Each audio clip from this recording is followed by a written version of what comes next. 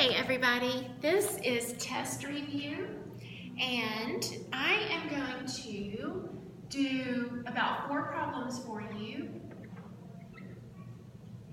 So this is for chapter 1 test and we are going to start with midpoint, then we're going to do distance formula, and then we're going to do Pythagorean theorem. Alright, I hope I have this so that you can see it well. I'll try to check as I go. I am on page 59. This is the ready to go on that you did for homework. And I'm going to first work number 6. And you will want to open your book and have it open to see what I'm doing. Alright, find the coordinates for the midpoint of x, y. So I'm going to start by labeling x, y. And I know there's going to be a midpoint because that's what we're working on. Okay, so let's see. The endpoints are -4 and 6. That's the x. -4 and 6. And 3 and 8. Always check to make sure that you have labeled correctly so that your problem is not incorrect just because of a careless error. And here is our midpoint. Okay, I hope that you can see that well. I think you can. All right, midpoint equals x1 plus x2 divided by 2 and y1 plus y2 divided by 2. Remember that the point here is that we are finding x and y coordinates for our midpoint if it were on a graph. And here's our formula. Here's the x portion, here's the y portion. Now we simply plug in our numbers. Remember that this can be the 1s and this can be the 2s, or vice versa, like x1, x2, or x1, x2. As long as we go in the same order every time on this and distance formula, we'll be fine. Okay, so the midpoint equals, our x1 is -4.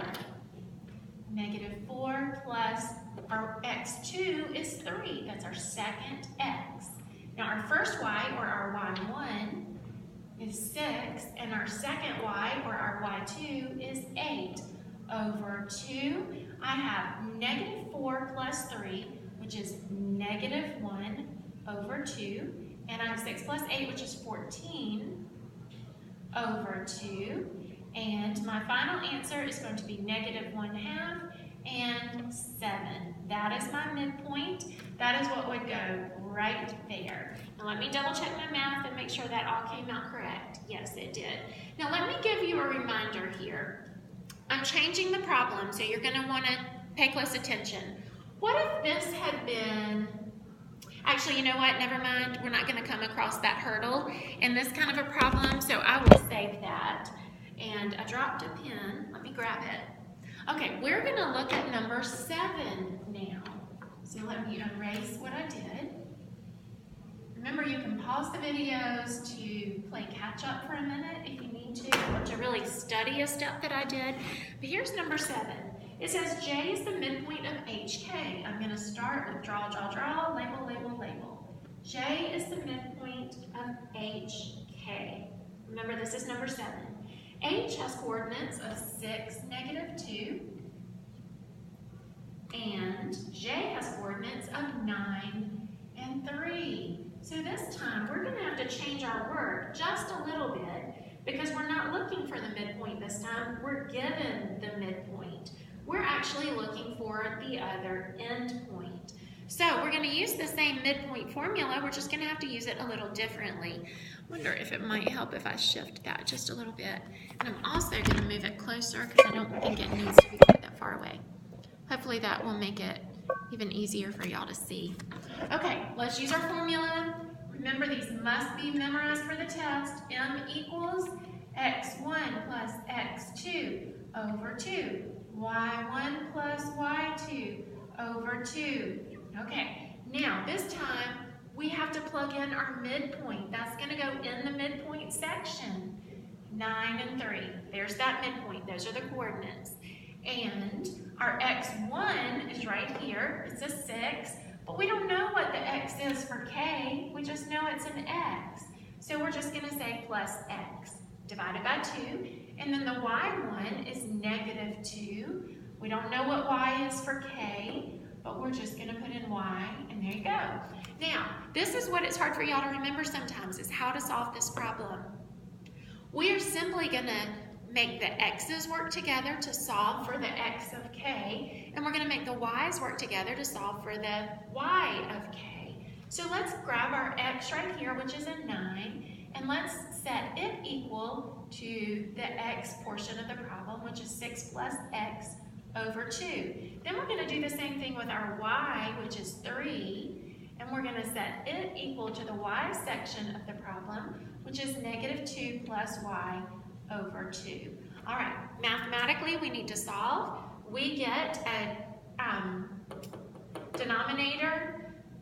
We get rid of a denominator by multiplying by it. So if we multiply both sides of the problem by 2, because whatever we do to one side, we must do to the other, these cancel, and these become 18, and we have 18 equals 6 plus x. Subtract 6 from both sides, and we have x equals 12. Now let's come over here and do the same. Multiply both sides of the problem by a 2 to get rid of that denominator. And we're going to have 6 equals negative 2 plus y, and y equals 8. There's our answer. We have a coordinate with an x and a y. So that's our final answer to the problem. 12 and 8 is our ordered pair. All right, so hopefully that was helpful. Let me erase all of this, and we will do a distance formula problem.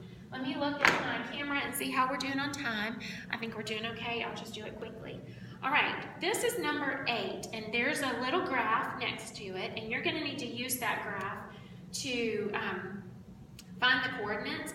But what I'll tell you is I'm not going to do this whole problem. This whole problem wants us to find the distance of RQ, and it wants us to find the distance of ST and then tell whether they are congruent or not. I'm not going to take the time to do both. I'm just going to do one of them. So we're going to use the distance formula to find the length of RQ. Our distance formula says distance equals the square root of x2 minus x1 squared plus y2 minus y1 squared. All right, distance equals. Now I'm going to start plugging things in. So we have our R, and if you look at the graph, you'll see that R's coordinates are negative 1, 2, 3, negative 3, and 1. That's a 1. And Q's coordinates are 1, 2, 3, 4, and 1, 2, 3. So 4 and 3. Hopefully I'm not making any mistakes here trying to hurry. 1, 2, 3, and 1, which was a negative 3, and 1, 2, 3, 4, and 1, 2, 3. Okay, I think that's right. So now I'm going to use these as my second coordinates and these as my first. So I'm going to say x2, which is my 4, minus x1, minus negative 3. Remember, that part is super important. Minus the negative 3 squared. And then my y2 is 3, and my y1 is 1. So 3 minus 1 squared. All right. D equals, now we need to keep our square root sign, and we're going to say 4 minus negative 3. Negative times negative is positive, so it's really 4 plus 3, which is 7, and 7 squared is 49. All right? So I said 4 plus 3 is 7, and I had to square the whole thing. 7 times 7 is 49. 3 minus 1 is 2. 2 squared is 4. And I have D equals the square root of 54. Okay, let's see. I'm trying to remember if I need to reduce that one. I'm not going to take time to simplify it. Reducing is not the right word there. Simplifying is. I'm going to leave that as the square root of 54 instead of taking time to figure out whether that needs to be simplified. But on your test, you would need to simplify if it did need to. So let's do a quick review of that. Let's say that what that answer had been, so we're done with this problem. Now we're going to do a quick review of square roots. Let's say that was the square root of 16. What times what equals 16? 4. So the square root of 16 is 4. In order to, let's go back to this, in order to see if this needed to be simplified, I would have to figure out what times what equaled 54. So grabbing my calculator, let's see, I'm going to start by saying 2 times 54. No, that's not what I meant to say. 54 divided by 2. That's 2 times 27. Well, there's nothing there that has a square root. What about 54 divided by 3? That's 18. So 3 times 18, and 18 is made up of a 2 and a 9. And now what you'll notice here is that a 9, so we have the square root of 3 times 2 times 9. 3 times 2 times 9. Let me make sure all of this is fitting in the screen. Yes. So 3 times 2 times 9. This is a perfect square. That's going to come out of the square root and be a 3. The square root of 9 is 3, so I took it out of the square root, but everything else has to stay in the square root, and 3 times 2 is 6. So that's what's left in the square root house. So the final answer there is 3 radical 6. Your test could leave it in this form, but they're likely to change it to simplify it to this. If you're unsure about how to do that, that might be something that you want to do a Google search on and get a good review of, or you might want to text me if you've tried to do things like a Google search and are still struggling, and let's make sure that you're comfortable with that for your test. That's something that you should come to me knowing from the past, but it would be easy to forget those things over the summer, so I'm glad to review it with you. So, you could have been given either of these answers on your test. This is just the simplified version of that. And let me stand back and make sure I did all my math correctly there, because I always tell y'all that I am a processor, so give me just a second. Yeah, that's good. All right, and the last thing that I wanted to do with you was the Pythagorean theorem, and I'll do that super quickly. So let's say on a graph, we're just going to have to pretend like we have a graph, and here is our triangle. And I had a problem that I was going to look up really quickly, so give me just a second to find that. Okay, let's say that this length was, I'm sorry, I forgot to count, 1, 2, 3, 4, and 1, 2, 3, 4, 5. This length is 4, and this length is 5, and I want to know what the hypotenuse is. Now, if this were on a graph, you might have had to count your spaces on the graph to figure out that this was 4, but I'm just telling you that it's 4. So, the Pythagorean theorem, the formula that you will need to know for your test, is a squared plus b squared equals c squared. Let's plug in our a squared. This could be a squared, or this could, and then whichever one wasn't a squared is going to be b squared. So 4 times 4 is 16, or 4 squared. 5 times 5 is 25, or b squared. So it's like I said, 4 squared plus 5 squared. Whoops, I put that parenthesis in the wrong place. Sorry. Equals c squared. So now I have 16 plus 25 equals c squared. So that is going to be 41 equals c squared.